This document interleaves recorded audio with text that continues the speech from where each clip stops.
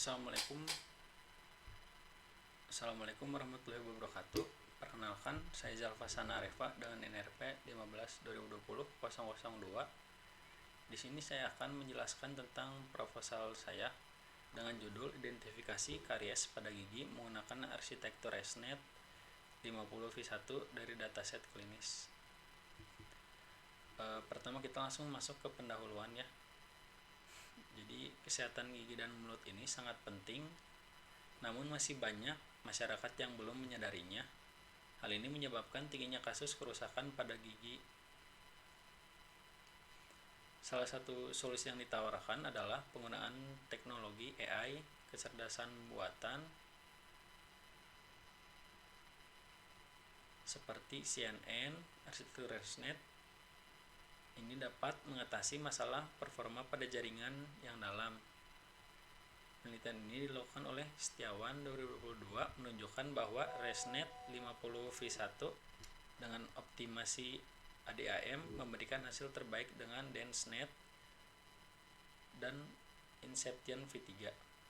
Penelitian ini bertujuan untuk menerapkan ResNet 50 dengan ADAM untuk klasifikasi penyakit pada gigi. Kemudian masuk ke rumusan masalah. Bagaimana penerapan metode CNN dalam mengklasifikasikan penyakit gigi dapat membantu dalam deteksi dini dan pengobatan yang tepat. Yang kedua, bagaimana menerapkan arsitektur ResNet 50v1 terhadap dataset.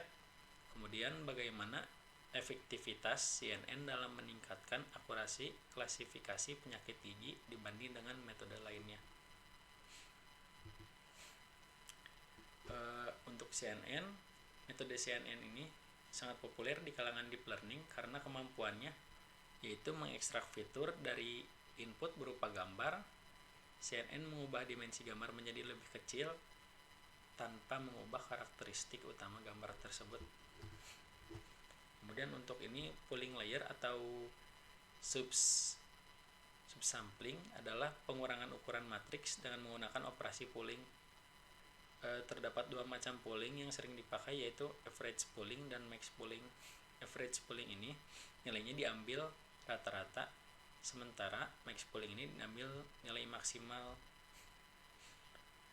pada matriks berukuran 4x4 ini. Di sini 2x2 pooling dan straight 2. 2x2 pooling ini diambil dari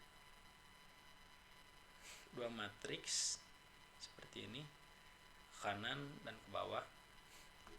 Untuk nilai max pooling seperti yang dijelaskan di sini, kita mengambil nilai paling tertinggi yaitu 12, 13, 7 dan 14. Untuk average pooling ini mengambil nilai rata-rata.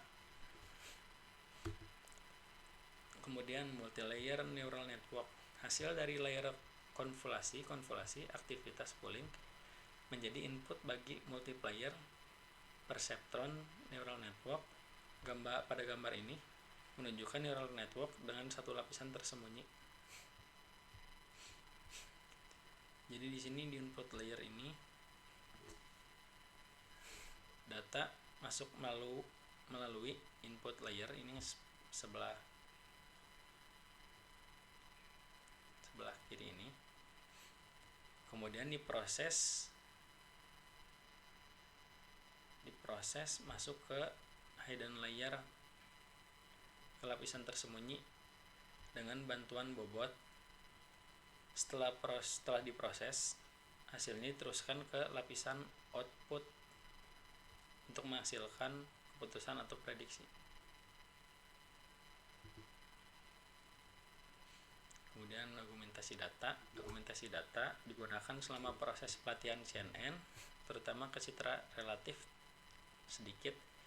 Argumentasi data ini dapat dipandang seperti ensemble learning, di mana sejauh keluaran CNN dapat dilakukan voting atau dirata-ratakan untuk menghasilkan keluaran akhir CNN. Kemudian teknik argumentasi data. Beberapa teknik argumentasi data yang umum digunakan antara lain rotasi, yaitu memutar gambar dengan sudut tertentu.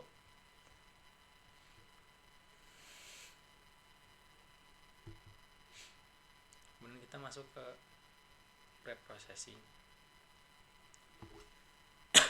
Pada penelitian ini, preprocessing yang dilakukan adalah mengubah data gambar menjadi grayscale, mengubah ukuran data yang beragam menjadi 128x128 pixel, memberi label pada setiap kelas, dan normalisasi data. Proses ini meningkatkan akurasi dan mengurangi loss saat pelatihan data. Berikut tahap preprocessing data. Grayscale conversion ini mengubah gambar menjadi berwarna hitam dan putih untuk efisiensi pemrosesan. Kemudian resize image ini menyesuaikan gambar agar menjadi 128x128 pixel.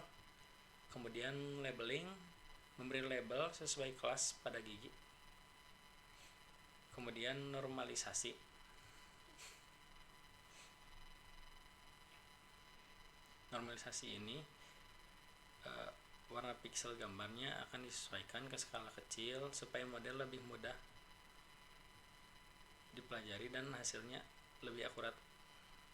Kemudian standarisasi, data disesuaikan supaya memiliki nilai rata-rata yang seimbang agar tidak terlalu besar atau terlalu kecil.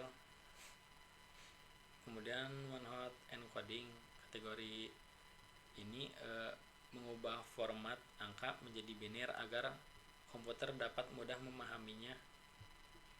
Misalkan dari A menjadi 1,0,0 atau A menjadi 0,1,0. Kemudian scaling, skala ini dibuat seragam agar model tidak bingung dengan memperbedakan besarnya nilai antar fitur. Kemudian masuk blok diagram. Pertama, proses dimulai dari dataset klinis karies gigi ini. Kumpulan data ini digunakan sebagai data. Kemudian split training. Data ini dibagi menjadi 3 macam ya, menjadi data training, menjadi validasi, input citra training, menjadi input citra validasi, dan input citra tes. Kemudian di input citra training ini, gambar-gambar ini akan dilatih modelnya. Untuk citra validation ini mencetak apakah datanya sudah baik saat dilatih. Kemudian citra tes ini digunakan untuk menguji kemampuan akhir dari model setelah selesai dilatih. Kemudian masuk ke tahap training ini. Terus di preprocessing, semua data yang diinput ini ada beragam-beragam. Lalu masuk ke model CNN, digunakan untuk menggunakan model CNN ini, model ResNet ini. Kemudian di save model ResNetnya, lalu diuji. Kemudian setelah diuji akan menampilkan hasil pengujian pada model ResNet ini.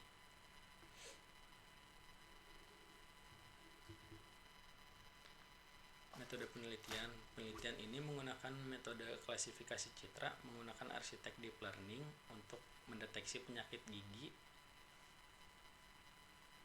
melalui citra. Tahapan diawali dengan blok diagram untuk menggambarkan alur sistem. Proses preprocessing meliputi konversi citra grayscale ke RGB 180x180 pixel, pemberian label dan normalisasi data agar rentang pixel berada di 0,1 menggunakan library kelas arsitektur yang digunakan adalah ResNet 50v1 jaringan dengan 50 lapisan fitur shortcut connection yang mengatasi vanishing gradient. Optimasi dilakukan menggunakan metode ADAM optimizer yang menghitung momen pertama dan kedua untuk mempercepat konfigurasi dan meningkatkan akurasi pelatihan model. Mungkin sekian saja yang bisa saya jelaskan. Mohon maaf bila masih banyak kekurangan. Assalamualaikum warahmatullahi wabarakatuh.